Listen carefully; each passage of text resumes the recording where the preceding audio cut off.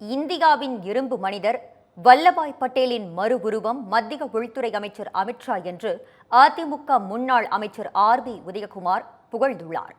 இது தொடர்பாக வெளியிட்டுள்ள வீடியோவில் அவர் பேசியதை பார்க்கலாம். தமிழ்நாட்டிலே மட்டுமல்ல, இந்தியாவிலேயே தலைப்புச் செய்தியாக விவாதிக்கப்படுவது நாம் இன்றைக்கு எதுவென்று பார்க்கிறோம்.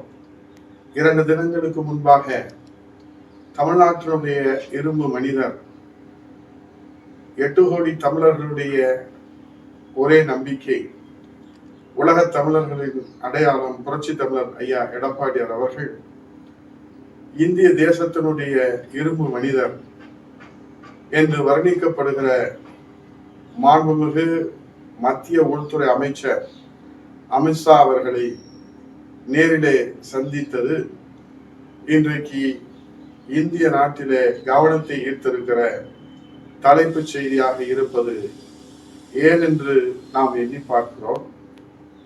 தமிழகத்தினுடைய ஜீவாதார உரிமைகளான அவை நயமாக பக்குவமாக எடுத்து வைப்பதிலே வல்லவர், திறமையானவர் என்று பெயர் பெற்றிருக்கிற புரட்சி தமிழர் ஐயா எடப்பாடியார் அவர்கள் இன்றைக்கு தமிழகத்திற்கு கிடைக்க வேண்டிய அனைத்து உரிமைகளையும் பெற்றுத் தருவதற்காக அந்த சந்திப்பு நிகழ்ந்திருக்கிறது என்பதை இன்றைக்கு உலகத்திலே இருந்து வேண்டுமானால் அதை மறைக்க முயற்சிக்கலாம் தமிழகத்திலே ஆளுகிற அரசு. ஆனால் உண்மை ஒரு நாளும் மறைக்க முடியாது.